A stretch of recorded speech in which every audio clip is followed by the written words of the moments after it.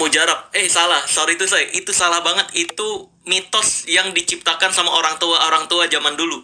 Enggak bener kayak gitu, guys. Ketika mencari ke pasangan hidup, ketika dompet kamu tebel dan rekening kamu tebel, kamu bukan mencari pasangan hidup, tapi kamu ingin mencari wanita yang bisa dibayar sama kamu.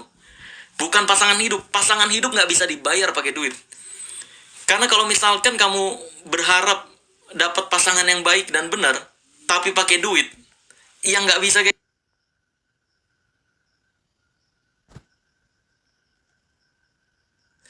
Terus kamu pakai uh, sepatu mahal, tas mahal, kamu pamerin itu ke wanita, wanita malah jijik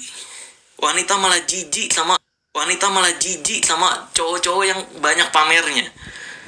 Itu faktanya. Dan kamu akan tetap jomblo. Buktinya yang ikut kelas-kelas percintaan yang bayar sampai 15 juta, 20 juta, itu orang-orang kaya. Itu orang-orang berduit. Tapi kenapa orang berduit ini sampai ikut kelas percintaan? Katanya wanita suka sama orang kaya karena dia sulit, nggak mengerti wanita tuh kayak gimana. Makanya mereka ikut kelas percintaan yang harganya 15 sampai 20 juta untuk mengerti wanita sebenarnya kayak gimana. Gitu. Gimana cara menghadapi wanita, berkenalan dengan wanita dan sebagainya.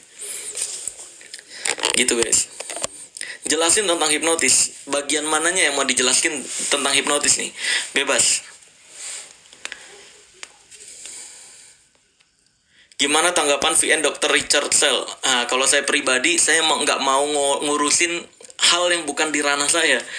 Nggak mau ngurusin permasalahan orang lain.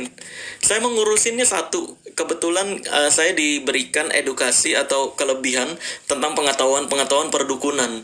Nah, jadi saya mau ngebahas atau meluruskan masyarakat agar tidak tertipu dukun aja, karena memang saya keahliannya di sana. Segala keajaiban di dunia ini, di era sekarang yang bisa dilihat dan dipraktekkan, saya tahu rahasianya kayak gimana. Nah, itu makanya silahkan tanyakan tentang keajaiban kayak gitu aja.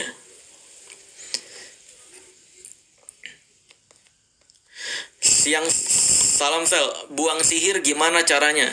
Buang sihir caranya adalah kamu yakin kalau kamu gak gampang disihir. Ketika kamu yakin kamu gampang disihir atau kamu bisa dikendalikan oleh orang lain, itu tandanya kamu gak punya kendali atas hidup kamu sendiri. Caranya adalah kamu yakin kamu gak disihir, kamu yakin kamu memiliki kendali penuh terhadap diri kamu sendiri. Yang bisa ngerubah kamu sadarin diri kamu. Yang bisa ngerubah kamu cuma diri kamu sendiri, bukan orang lain, bukan apalah tai kucing dukun-dukunan itulah, nggak ada. Jadi ketika kamu sakit terus ada orang yang bilang kamu disihir, itu penipu gitu. Teknik agar disukai wanita. Teknik bagian mananya nih? Banyak nih. Cara ngobrol, cara berkenalan, cara berpakaian, atau yang mananya? Banyak. Apa benar kalau sugesti kita kuat, sihir apapun gak akan mempan terhadap kita, bang? Masalahnya di era sekarang sihir aja saya masih agak-agak tanda tanya, masih ada atau enggak gitu. Karena sampai saat ini saya belum pernah menemukan sihir. Tapi dari cerita-cerita para praktisi ruqyah yang memang tahu tentang dunia ilmiah dan rahasia perdukunan juga, kayak Ustadz Azimam, dia bilang pernah ada beberapa kejadian yang bisa dihitung jari, itu nggak masuk akal banget gitu. Kayak tiba-tiba di kamar mandinya turun kayak pocong-pocongan gitu. Ya saya masih kayak mungkin kalau dicari tahu masih bisa kali gitu. Yang jelas kamu punya pemikiran yang bisa ngatur diri kamu adalah kamu sendiri, guys. Itu yang harus kamu sadari. Orang lain mau berbuat apapun gak bisa ngatur diri kamu, apalagi sihir yang lemah. Yang bisa ngatur diri kamu adalah diri kamu sendiri dan Allah Azza wa Jal. Itu yang perlu kamu sadarin. Kamu gak bakal kena sihir apapun. Ketika kamu punya pemikiran yang bisa ngebuat gue sakit, yang bisa ngebuat gue bahagia, yang bisa ngebuat gue seneng, adalah diri gue sendiri dan Allah Azza wa Jal. Bukan orang lain, bukan apapun media di luar saya. Itu yang perlu kamu sadarin. Gitu.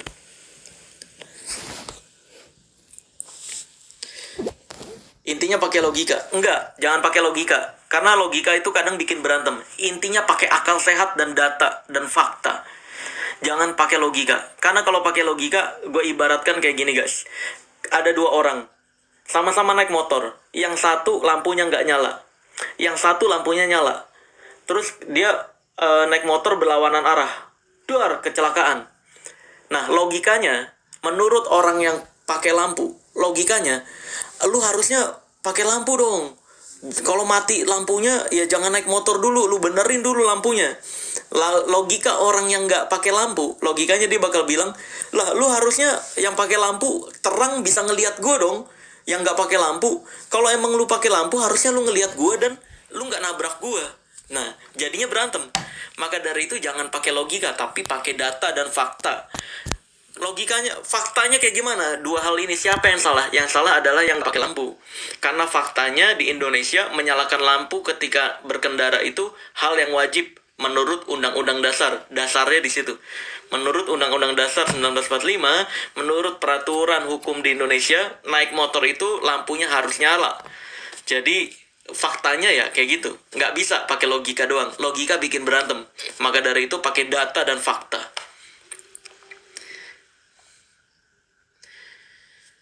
Jelasin dasar-dasar hipnotis, Bang. Dasar-dasar hipnotis kita cuma mempelajari tentang bagaimana pemikiran otak manusia.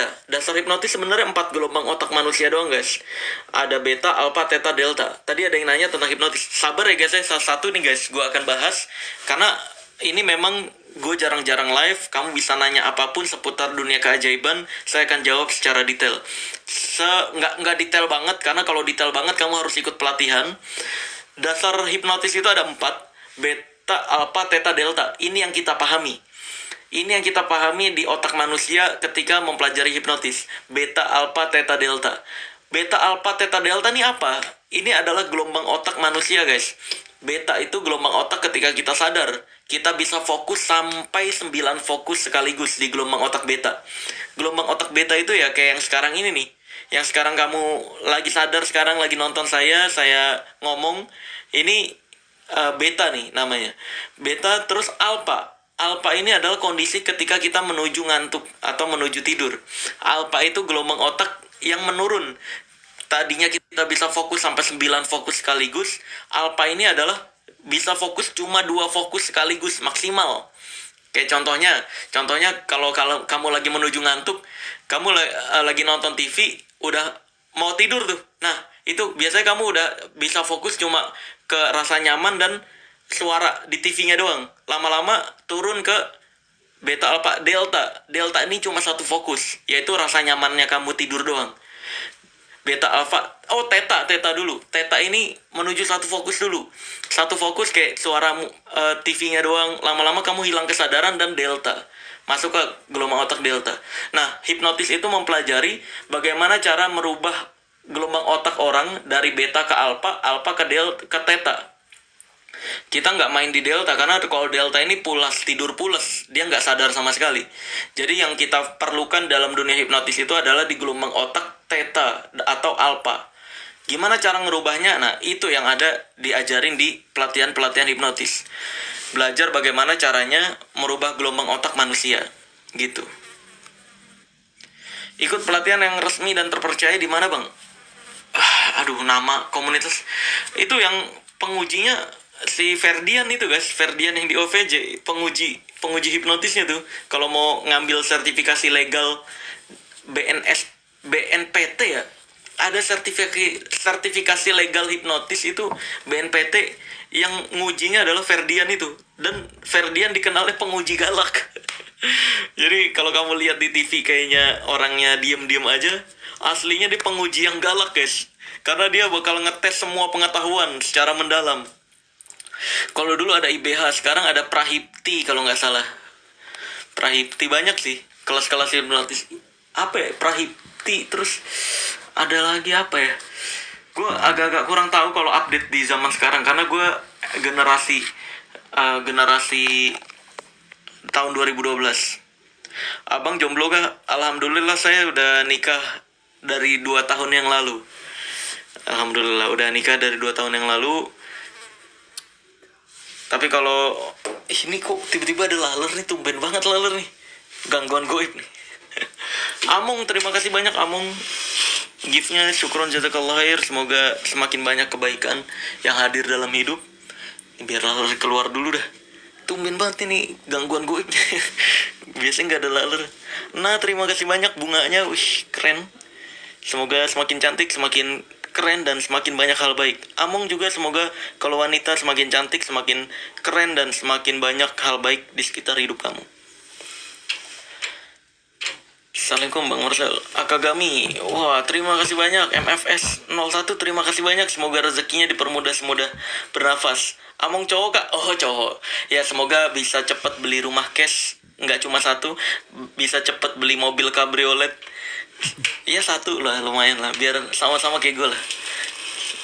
Kalau lagi ngumpul, pakainya mobil cabriolet, atap kebuka. Biar orang-orang ngeliatin dat. Cogi bangkit, terima kasih banyak. Bangkit show apa? Bangkit showroom nih, apa bangkit show nih? Bunganya terima kasih. Bang, bagaimana cara mengubah dosa menjadi saldo dana? Baik, jadi air jolotan terima kasih banyak makanan malamnya. Bang, bagaimana cara mengubah dosa menjadi saldo dana? Baik, cara mengubah dosa jadi saldo dana adalah pertama, kamu lakukan hal dosa tersebut. Kayak contohnya jual diri, kan itu dosa. Lalu kamu bilang untuk bayarnya adalah pakai dana aja. Nah itulah akhirnya dosa menjadi saldo dana. Cara merubahnya. Tapi lebih baik merubah pahala jadi saldo dana aja guys. Karena dosa bahaya. Lu buka pelatihan gak bang? Buka tapi private. Dan biasanya pelatihan gue tuh untuk organisasi. Kayak minimal 10 peserta biar sekaligus gitu guys.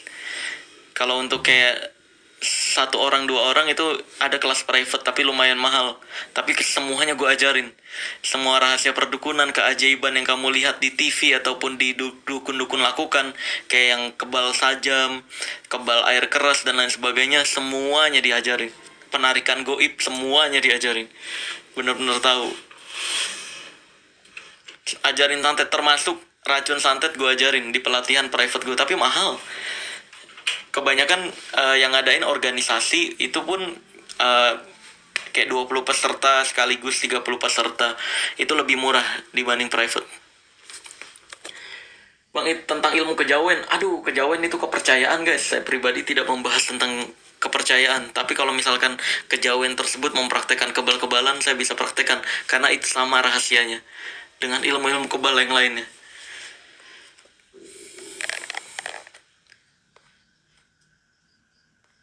Supaya tidak kena hipnotis. Nah, kalau itu udah pernah dibahas di channel YouTube saya. Kamu cari aja pesulap merah kejahatan hipnotis. Itu udah detail, paling detail video cara menghindari kamu dari kejahatan hipnotis. Dan kamu bisa mengerti kejahatan hipnotis sebenarnya apa. Nggak ada hipnotis sekali tepuk pundak, nggak ada.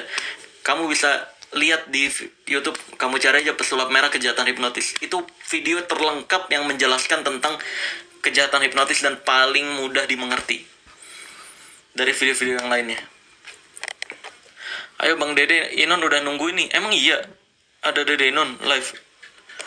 Dia lagi di Thailand. Dia kemarin ke Thailand tuh. Mana nggak ada Dede Inon? Nggak ada guys. Dede Inoin nggak ada, nggak lagi live.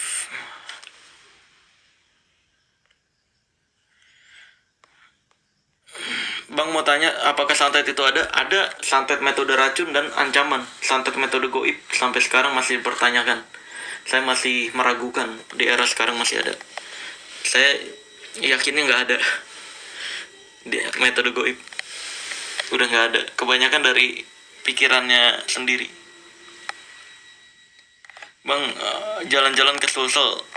Iya nanti kalau ada undangan ke sana pasti jalan-jalan kok. Doain aja semoga ada undangan ke sana. Berapa budget private bang? Kamu tanya aja ke nomor admin saya yang tertera di Instagram saya. Instagram saya yang asli itu cuma @marcelradival1, bukan pesulap merah. Karena kalau cari di Instagram pesulap merah tuh banyak banget akun palsu guys. Instagram asli saya yang checklist biru, bukan checklist biru bayar. Ya anjir, sombong banget.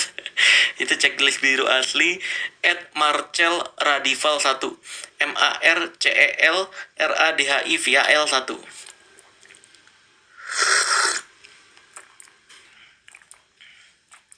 Masih bikin acara bongkar-bongkar dukun enggak bang? Wah berarti udah lama nggak nontonin channel gue nih. Masih, dan sekarang lebih sering daripada dulu. Kalau dulu cuma seminggu sekali. Viral-viral yang dulu tuh cuma seminggu sekali tuh. Kayak viral yang pas gue, yang gue viral banget itu adalah yang gue ngebongkar ilmu anti tonjok tuh.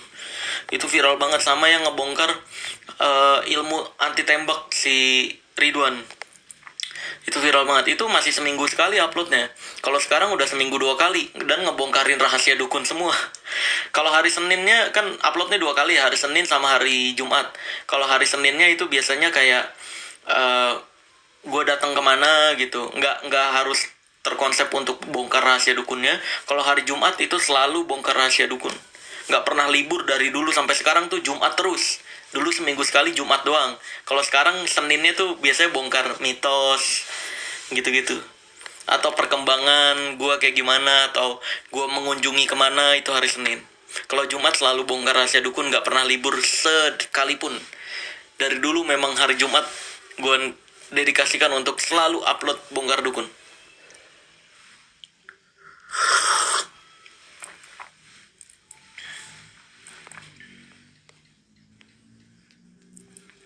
Dari segala dukun cuman lu yang gue paling suka, bang. Anjir, gue orang yang tahu rahasia perdukunan, tapi gue nggak memilih untuk jadi dukun. Gue memilih hal tersebut untuk gue edukasikan, gue bongkar rahasianya agar masyarakat tidak tertipu. Kalau orang-orang lain kayak teman-teman gue yang lain, Limbat, Kiprana, mereka lebih memilih untuk terlihat punya ilmu. Sedangkan gue lebih memilih, udah gue jadi orang biasa aja, gue edukasiin, yuk kita bareng-bareng belajar bareng. Sedangkan kalau teman-teman gue kayak Limbat, Kiprana, mereka lebih memilih menjaga rahasianya dan mempraktekkan hal tersebut seolah-olah ilmu asli. Gitu.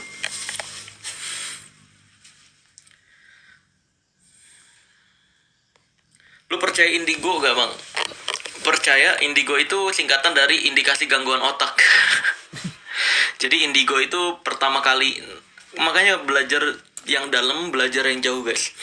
Jangan gampang percaya sama tayangan-tayangan. Indigo itu kata yang pertama kali keluar tahun 1970 oleh Nancy Enthorp. Ya, namanya kalau nggak salah itu. Yang mempopulerkan nama indigo. Indigo itu sebenarnya diambil dari warna, guys. Blue, warna biru gelap. Itu disebutnya indigo.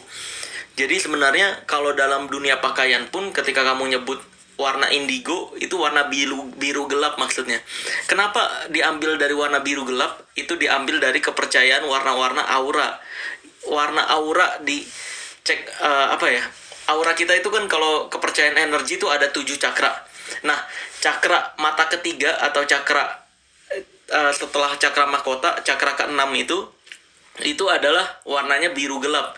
Makanya indigo dikait-kaitkannya indera ke-6 karena dia diambil dari cakra ke-6, warna biru gelap. Nah, indigo ini awal mulanya ya itu kepercayaan-kepercayaan orang yang memiliki kelebihan yang lebih dibanding orang lain, bukan melihat hal goib aslinya. Jadi kalau ada orang yang ngaku indigo terus ngaku bisa ngelihat hal goib, itu penipu, pembohong. Gitu. Pasti tahu dari Google. Tahu dari buku, guys, dari naskah-naskah yang ditulis tentang sejarah-sejarah kata-kata, kan banyak banget ya. Kalau di Google nggak tahu deh ada atau nggak. Gue baca buku itu, jadi indigo itu dikeluarin di bukunya si Nancy itu, Nancy Enthorp kalau nggak salah deh nama penulis bukunya. Gitu. Itu dia nulis tentang indigo itu. Nah, dikenal lah dari situ tuh. Kalau di Google nggak tahu deh ada atau enggak ya pembahasannya.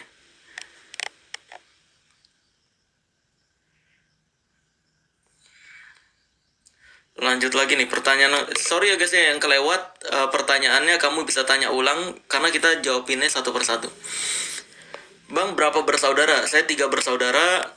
Yang kakak saya, abang saya, Ustadz di Fajri FM, namanya Ustadz Muaz Hendrisman. Yang kedua, saya anak kedua,